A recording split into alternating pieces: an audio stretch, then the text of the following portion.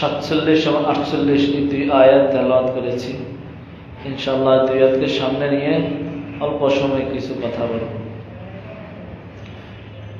আল্লাহ সুবহানাহু ওয়া তাআলা ইরশাদ করেন, ইয়া বনি ইসরাঈল, হে বনি ইসরাঈল, উযকুরু, তোমরা স্মরণ করো, নিয়ামতি, আমার নেয়ামত সমূহ, আল্লাতী আনআমতু আলাইকুম, যে নেয়ামত আমি তোমাদেরকে দিয়েছি, ওয়া আন্নী ফাদ্দালতুকুম, আর আমি তোমাদেরকে শ্রেষ্ঠত্ব দান করেছি, মর্যাদাশীল করেছি, আলাল আলামিন, জগৎবাসীর উপরে। পরের আয়াতের তর্জমা হলো, ওয়াত্তাকু, এবং তোমরা ভয় করো, বিরত থাকো, ভয় করো ওই দিনকে, ইয়াওমান, ওই দিনকে, লা তাজজি নাফসুন আন নাফসিন শাইআ, যেদিন কোনো ব্যক্তি কোনো ব্যক্তির জন্য যথেষ্ট হবে না, কেউ কারো কোনো উপকারে আসবে না, ওয়ালা ইউকবালু মিনহা শাফাআ, যেদিন কারো কোনো সুপারিশও গ্রহণ করা হবে না, ওয়ালা ইউখাযু মিনহা আদলুন, এবং যেই দিন কারো কাছ থেকে কোনো কিছুকে গ্রহণ করা হবে না, ওয়ালা হুম ইউনসারুন, এবং যেদিন কেউ কারো সাহায্যকারী হবে না। এই হলো আয়াতের তর্জমা। আল্লাহ সুবহানাহু ওয়া তাআলা এখানে বনি ইসরাঈলকে উল্লেখ করতেছেন, বনি ইসরাঈলের কথা উল্লেখ করে আমাদেরকে শিক্ষা দিচ্ছেন। বনি ইসরাঈলকে আল্লাহ সুবহানাহু ওয়া তাআলা মূল রিসালাত, কিতাব, তিন জিনিস দিয়েছে, অর্থাৎ রাষ্ট্র পরিচালনার ক্ষমতাও দিয়েছে, তাদের মধ্যে নবীও দিয়েছে, তাদের মধ্যে আল্লাহর পক্ষ থেকে কিতাবও এসেছে। এখানে আল্লাহ বলতেছেন, উযকুরু নিয়ামতি, আমার নিয়ামত। নিয়ামত তার উদ্দেশ্য হলো আল্লাহ সুবহানাহু ওয়া তাআলা ওই সময় যে নবীগণ ছিলেন তাদেরকে রাজত্ব করার মতো সেই সুযোগ দিয়েছেন। সুলাইমান আলাইহিস সালাতু ওয়াস সালামকে আল্লাহ সুবহানাহু ওয়া তাআলা রাজত্ব দিয়েছিলেন। এরপরে বনি ইসরাঈলের মধ্যে আল্লাহ সুবহানাহু ওয়া তাআলা অনেক নবী প্রেরণ করেছেন, আল্লাহ তাআলা তাদের উপরে কিতাব নাযিল করেছেন। এখানে আল্লাহ বলতেছেন, নিয়ামতি, আমার নেয়ামতগুলোকে তোমরা স্মরণ করো, যেগুলো আমি তোমাদেরকে দিয়েছিলাম। তো এই মুফাসসিরিন কেরাম এই তিন জিনিসের কথা উল্লেখ করেছেন, এগুলো আল্লাহ বনি ইসরাঈলকে দিয়েছেন। তো বনি ইসরাঈলকে দিয়েছেন, আমাদেরকে তো দিয়েছেন, উম্মতে মুহাম্মাদি যারা, এদেরকে দিয়েছেন। দুনিয়াতে যত উম্মত আল্লাহ পাঠিয়েছেন তার মধ্যে শ্রেষ্ঠ উম্মত হলো উম্মতে মুহাম্মাদি, শ্রেষ্ঠ উম্মত উম্মতে মুহাম্মাদি। এর আল্লাহ সুবহানাহু ওয়া তাআলা ইরশাদ করেন, কুনতুম খায়রা উম্মাতিন উখরিজাত লিন-নাস তা'মুরুনা বিল মা'রুফ ওয়া তানহাউনা আনিল মুনকার। উম্মতে মুহাম্মাদি শ্রেষ্ঠ হওয়ার কারণ হলো যে উম্মতে মুহাম্মাদের উপরে বড় একটা দায়িত্ব হলো তা'মুরুনা বিল মা'রুফ, সৎ কাজের আদেশ দেওয়া, ওয়া তানহাউনা আনিল মুনকার, অসৎ কাজ থেকে বাধা দেওয়া। এটা উম্মতে মুহাম্মাদের একটা বড় দায়িত্ব। এখানে আল্লাহ বলেন, কুনতুম খায়রা উম্মাহ, তোমরা হলে উত্তম উম্মত। আর অন্যান্য জাতিদেরকে আল্লাহ তাআলা যা দিয়েছেন, এই দুই গুণ তাদের ভিতরে থাকলেও উম্মতে মুহাম্মাদের জন্য এটা একটা বিশেষ বৈশিষ্ট্য। অন্যান্য জাতির মধ্যে এই জিনিসটা ছিল না, কারণ তাদের জামানায় নবী ছিল। কে ছিল? নবী ছিল। আদেশ নিষেধ নবী করতে, উম্মতের দায়িত্ব ছিল না।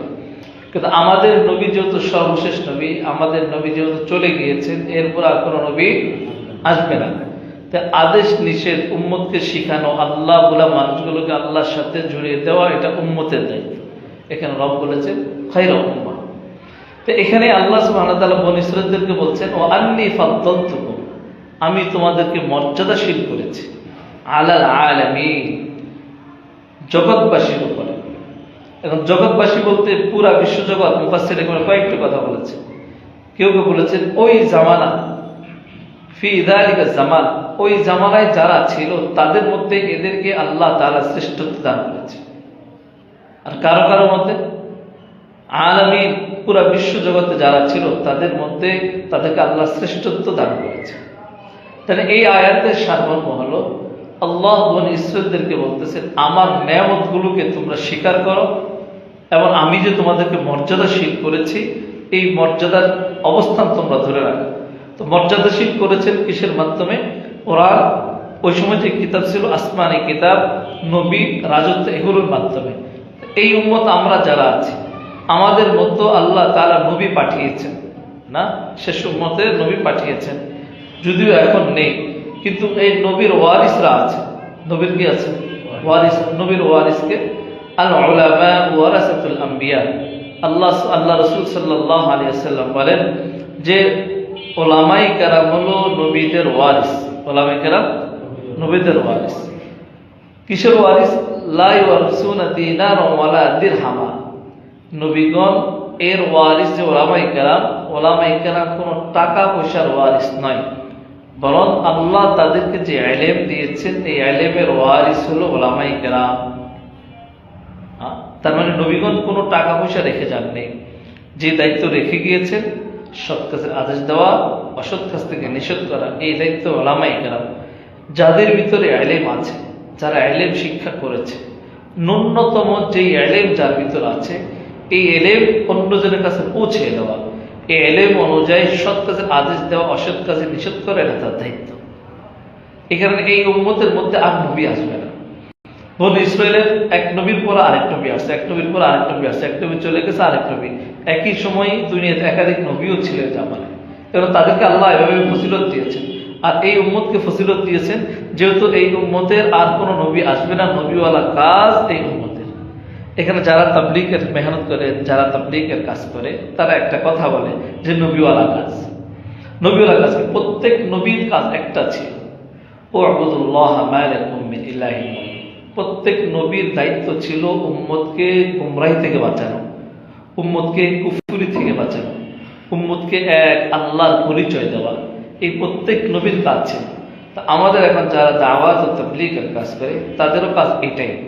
যারা আল্লাহ বলা মানুষ, যারা মসজিদ থেকে বিমুখ, যারা শরিয়া থেকে বিমুখ, এদেরকে পিঠে হাত দিয়ে দিয়ে দিয়ে দিয়ে তাদেরকে কাছে আনা, দিনের কিছু কথা শোনা, কিছু কিতাবের তালিম করে তাদেরকে শোনা, দিনে একটা বুঝ তাদেরকে দেওয়া। এনে ওই নবীওয়ালা কাজ তারা করে বলে তারা নিজেদেরকে বলে আমরা নবীওয়ালা কাজ করি। মোহতারাম, এই কাজ অনেক গুরুত্বপূর্ণ।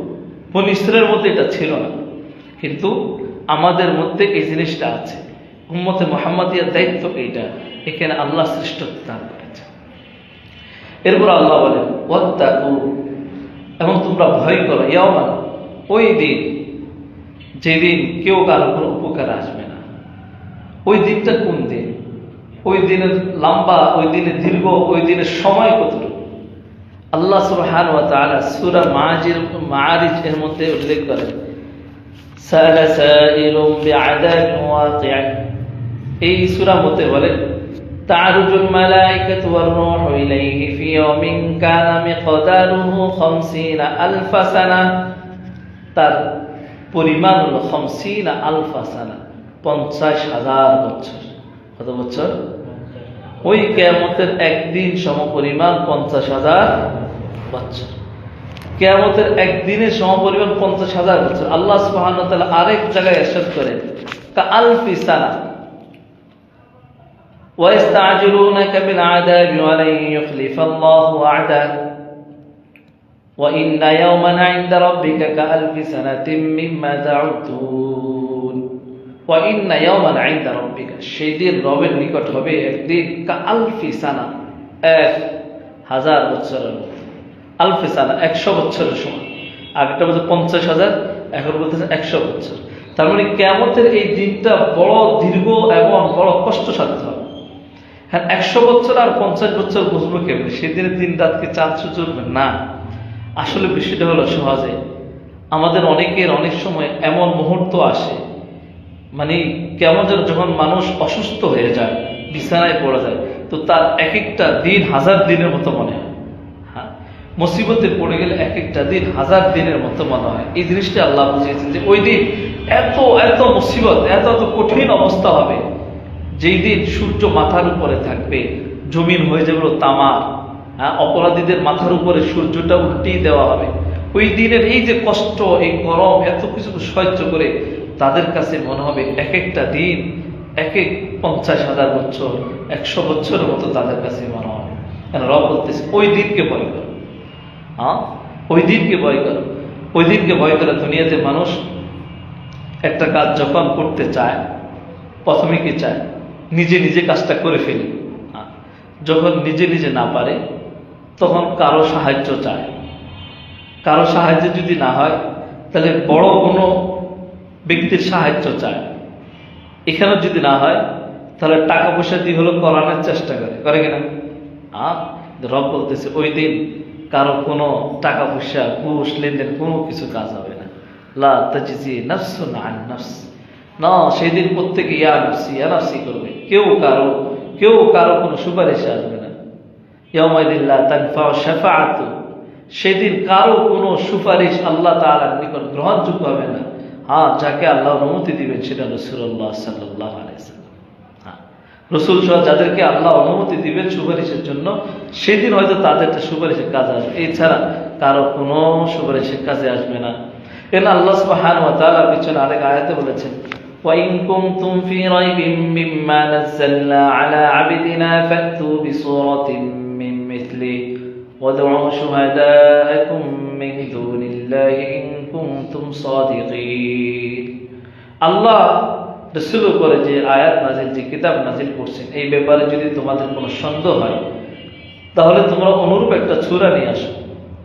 যদি না পারো তাহলে ওয়াদউ শুহাদাকুম মিন দুনিল্লাহ, আল্লাহ ছাড়া যাদেরকে তোমরা ইলাহ মানো, যাদেরকে প্রভু মানো, তাদেরকে সাক্ষী হিসাবে নিয়ে আসো। কিন্তু তারা পারে নাই। কাল কিয়ামতের দিন আল্লাহ বলবে যাদেরকে তোমরা দুনিয়াতে প্রভু মানতা তাদেরকে নিয়ে আসো, না কোনো কাজ কেউ করতে পারবে না। লা তাজজি নাফসুন আন নাফসিন শাইআ, কোনো ব্যক্তি কোনো ব্যক্তির কাজে আসবে না। দুনিয়াতে দেখেন আমরা যখন বিপদে পড়ে যাই দুনিয়াতে, অনেক ক্ষেত্রে আছে এই বিপদে কেউ আর সাহায্য করতে আসে না, সামনে আসে না, অনেক ক্ষেত্রে এমন হয়ে যায়। তো দুনিয়াতে যেহেতু আসে না, আখিরাতে কে আসবে আমার উপকার করতে? আমার উপকার করতে কেউ আসবে না। এখানে মোহতারাম, আমি দুনিয়াতে যার পিছনে ঘুরতেছি, যার আশা ভরসা নিয়ে ঘুরতেছি, সে তো আমার কাজে আসবে না। দুনিয়াতেও হয়তো আমাকে কোনো কিছু দিবে না, হয়তো আমার কাছ থেকে কিছু ফায়দা নিবে, কিন্তু সে দুনিয়াতে আমার কোনো ফায়দা দিবে না। আখিরাতে তো নাই। এখানে আমাদেরকে প্রত্যেকটা কাজের ক্ষেত্রে এই হিসাব করা যে আমার আসলে কি কেউ আছে কিনা। ওয়ালা ইউকবালু মিনহা শাফাআহ, এবং তাদের কাছ থেকে কোন সুপারিশও, অন্য কারো সুপারিশও গ্রহণ করা হবে না। ওয়ালা ইউখাযু মিনহা আদলুন, এবং কারো কাছ থেকে কোনো মুক্তিপণ গ্রহণ করা হবে না। দুনিয়াতে তো মুক্তিপণ বিভিন্ন জরিমানা দিয়ে কি করা যায়, আশ্রয় নেওয়া যায়, বাঁচা যায়, কিন্তু কাল কিয়ামতের দিন এর কোনোটা হবে না। ওয়ালা হুম ইউনসারুন, এবং তাদের কোনো সাহায্যকারীও থাকবে না। সেই কিয়ামতের দিনের অবস্থাটা হবে কি, আল্লাহ সুবহানাহু ওয়া তাআলা সূরা আবাসার মধ্যে উল্লেখ করেন, ইয়াউমা ইয়াফিরুল মারউ মিন আখিহি ওয়া উম্মিহি ওয়া আবিহি ওয়া সাহিবাতিহি ওয়া বানিহি। ইয়াউমা ইয়াফিরুল মারউ মিন আখিহি, সেই দিনের অবস্থা তো এমন যে প্রত্যেক ব্যক্তি মিন আখি, তার ভাই থেকে পলাইতে থাকবে। এক ভাই অপর ভাই থেকে কি করবে? পলাইতে থাকবে। ভাই ভাইকে চিনবে না। ওয়া উম্মিহি ওয়া আবি, তার মা তার বাবা তাদের থেকেও পলাইতে থাকবে। ওয়া সাহিবাতিহি ওয়া বানিহি, এবং তার সঙ্গিনী, তার স্ত্রী, ওয়া বানি, তার সন্তানাদি, এদের প্রত্যেক থেকে প্রত্যেক ব্যক্তি পলাইতে থাকবে। মা বাবা ভাই বোন আত্মীয় স্বজন স্ত্রী সন্তান কেউ কোনো কাজে আসবে না। সেদিন প্রত্যেকের থেকে পলাইতে থাকবে। সেদিন আমাদের অবস্থাটা কি হবে? যেহেতু প্রত্যেকের থেকে পলাইতে থাকবে, তা আমাদের সেই কিয়ামতের বিভীষিকাময় অবস্থা থেকে বাঁচার জন্য, মুক্তির জন্য আমাদের পথ একটাই, ইহদিনাস সিরাতাল মুস্তাকিম। আমাদের পথ একটাই, সিরাতে মুস্তাকিমের উপরে চলে আসে। যদি সিরাতে মুস্তাকিমের উপরে আসতে পারি তাহলে আমাদের জন্য কাল কিয়ামতের দিন এই পলায়ন করা লাগবে না, কারো কাছ থেকে দূরে সরা লাগবে না, কাউকে নিয়ে চিন্তিত হওয়া লাগবে না। যদি আমরা এই রবের ইহদিনাস সিরাতাল মুস্তাকিমের উপরে চলতে পারি, রবের দেওয়া পথে চলতে পারি, ওই দিন আর ধর্মের উপরে যদি চলতে পারি, রাসূলুল্লাহ সাল্লাল্লাহু আলাইহি ওয়াসাল্লাম আমাদের জন্য যে আদর্শ রেখে গিয়েছেন, এটার উপরে যদি আমরা চলতে পারি তাহলে আমাদের কাল কিয়ামতের দিন কোনো টেনশন থাকবে না। এবার রাসূলুল্লাহ সাল্লাল্লাহু আলাইহি ওয়াসাল্লাম হাদিস শরীফে ইরশাদ করেন, ইউকালু লিসাহিবিল কুরআন, কিয়ামতের দিন সাহিবে কোরআন, যারা কোরআন পড়বে তাদেরকে বলা হবে, ইকরা ওয়ারতাকি তুমি পড়ো এবং উপরের দিকে উঠতে থাকো, পড়ো উপরের দিকে উঠতে থাকো।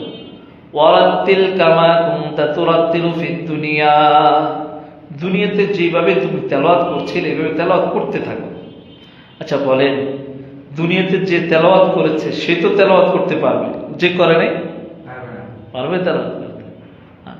ওয়ারাত্তিল কামা কুনতা তুরাত্তিলু ফিদ দুনিয়া, রব বলতেছেন, আল্লাহ রাসূল বলতেছেন তুমি তেলাওয়াত করে যেভাবে দুনিয়াতে তেলাওয়াত করতে।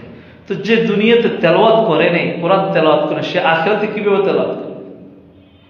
ফাইন্না মানজিলাকা ইনদা আখির আয়াতিন তাকরাউহা, ওই যে বলছে উঠো উড়ো, পড়তে থাকো উঠতে থাকো, যেখানে গিয়ে তোমার তেলাওয়াত শেষ সেখানে তোমার জান্নাত, যেখানে গিয়ে তোমার তেলাওয়াত শেষ সেখানে তোমার আবাসস্থল। এবার বলেন, আমি আর আপনি কতটুকু তেলাওয়াত করেছি, আমি আর আপনি কতটুকু সংরক্ষণ করেছি, হেফজ করেছি, কতটুকু আমল করেছি?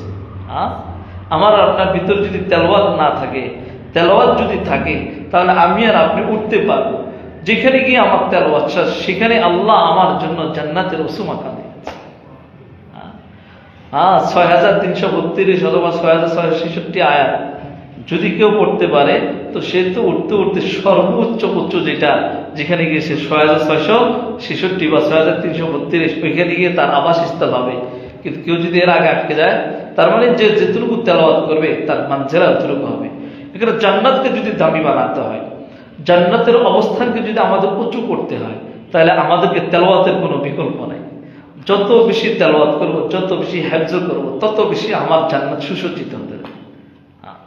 এখানে আল্লাহ রাসূল সাল্লাল্লাহু আলাইহি সাল্লাম আরেক হাদিসে বলছেন, মান ক্বারা হারফাম মিন কিতাবিল্লাহ ফালাহু হাসানা, যে ব্যক্তি একটি অক্ষর তেলাওয়াত করবে কিতাবুল্লাহ, তার জন্য এক একটা হাসানা রয়েছে। ওয়াল হাসানাতু বিআশরি আমসালিহা, আর এক একটা হাসানা আল্লাহ 10 গুণ বাড়ায় দেবে। রাসূল বলেন, লা আকুলু আলিফ লাম মিম হারফুন বাল আলিফুন হারফুন লামুন হারফুন মিমুন হারফুন। আল্লাহ রাসূল বলেন, আমি বলি আলিফ লাম মিম এই পুরোটা একসাথে তিনটা মিলে এক অক্ষর, এটা আমি বলি না, বরং আলিফ একটা অক্ষর, লাম একটা অক্ষর, মিম একটা অক্ষর। তার মানে কেউ যদি আলিফ লাম মিম বলে, সাথে সাথে কত নাকি পাইলো? কমপক্ষে 30 টাকা, কমপক্ষে 30 টাকা। কত সহজ, কমপক্ষে 30 টাকা পায় গেল। এনে কোরআন এই আলিফ লাম মিম এটা তর্জমা বোঝা যায় না, বোঝা যায়? এটা তর্জমা কেউ পারে? কোনো মুফাসসির পারবে না। প্রত্যেক মুফাসসিরের কথা একটাই, আল্লাহু আ'লামু বিমুরাদিহি বিযালিক, এর উদ্দেশ্য একমাত্র আল্লাহই জানে। তাহলে আল্লাহ রাসূল সাল্লাল্লাহু আলাইহি ওয়াসাল্লাম হাদিস বলেছেন, হাদিসের মধ্যে মেসাল হিসেবে এমন শব্দকে চয়ন করেছেন, এমন অক্ষরগুলোকে উল্লেখ করেছেন যেগুলো তর্জমা কেউ জানে না। এ কারণে মুহাদ্দিসিনে কেরাম, ফুকাহায়ে কেরাম বলেন যে কোরআন শরীফ পড়লে সওয়াব, বুঝে পড়ুক আর না বুঝে পড়ুক, সওয়াবের জন্য বুঝে পড়া শর্ত না। আপনি তেলাওয়াত করতেছেন, আপনি বুঝেন না, তেলাওয়াত করেন, এই তেলাওয়াতের মাধ্যমে আল্লাহ আপনার জন্য সওয়াব লিখতে পারেন। এখানে নিজে পড়া, ওই কিয়ামতের দিনের কথা স্মরণ করা, যে আমার যেদিন কেউ কোনো উপকার আসবে না, আজকে আমি যাদের পিছনে করব, যে উদ্দেশ্যে করব, এই তো বাড়ি গাড়ি ছেলে মেয়ে এগুলোর জন্যই তো কাল কিয়ামতের দিন প্রত্যেক সন্তান তার মা বাবা থেকে পলায়ন করবে, প্রত্যেক সন্তান তার মা বাবা থেকে পলায় যাবে, ভাই ভাই থেকে পলায় যাবে, কেউ কাউকে চিনবে না। তো আমার কাল কিয়ামতের দিন সঙ্গী আর পাথেও একমাত্র এটাই হবে, যে আমলগুলো আমি করে যাব, যে আমলগুলো করে যেতে পারবো সেটাই একমাত্র আমার সঙ্গী হবে, এছাড়া আর কোনো জিনিস আমার সঙ্গী হবে না। কেন? আমাদেরকে, আমাদের জিন্দেগিটাকে সুন্দর করার জন্য, আমাদের আখিরাতকে সুন্দর করার জন্য আমলের প্রতি আমাদের জিন্দেগিটাকে মনোনিবেশ করা, আমলের প্রতি ছোট থেকে ছোট আমলগুলো করা, ধরে ধরে আমলগুলো করা, যে আমলগুলো আমাদের থেকে ছুটে যাচ্ছে এই আমলগুলো করা, সুবহানাল্লাহ আলহামদুলিল্লাহ, ছোট ছোট আমলগুলো, আল্লাহ আকবারের তাসবিহগুলো। আল্লাহ তাআলা বলেন, ইয়া আইয়ুহাল্লাযীনা আমানু যকুরুল্লাহ, হে ঈমানদারগণ তোমরা বেশি বেশি আল্লাহর জিকির করো, বেশি বেশি কি করো? আল্লাহর জিকির করো। আর আল্লাহর জিকির দ্বারা কি হয়? তাতমাইন্নাল কুলুব, অন্তর প্রশান্তি লাভ করে। আল্লাহর জিকির দ্বারা কি হয়? অন্তর প্রশান্তি লাভ করে। পেরেশান, আপনি বহুত পেরেশান আছে, জিকির করতে থাকেন, তেলাওয়াত করতে থাকেন, দেখবেন আল্লাহ তাআলা পেরেশানিগুলোকে দূর করে দেবে, অন্তরের ভিতরে সুকুনাত আর ইতমান চলে আসবে। এখানে আমরা যে অবস্থায় থাকি, যখন আমাদের মাকসাদ একটাই, আমাদের আখিরাতকে সফল করা, কারণ সে আখেরাতে ওই বিভীষিকাময় অবস্থায় ওই দিন আমাদের কেউ সাহায্যকারী থাকবে না। দুনিয়াতে হয়তো রং সং করে টাকা পয়সা দিয়ে এদিক সেদিক করে পার পাইতে পারি, কাল কিয়ামতের দিন পার পাওয়ার কোনো সুরত নাই, কোনো সুরাত নাই। এখানে আমাদের প্রত্যেকে আল্লাহ এই কথাগুলো বুঝে এই কিয়ামতের দিন বিভীষিকাময় অবস্থা থেকে পরিত্রাণ পাওয়ার জন্য আমলে জিন্দিগি গড়ার তৌফিক দান করুন। সুবহানাকাল্লাহুম্মা ওয়া বিহামদিকা আশহাদু আল্লা ইলাহা ইল্লা আনতা আস্তাগফিরুকা।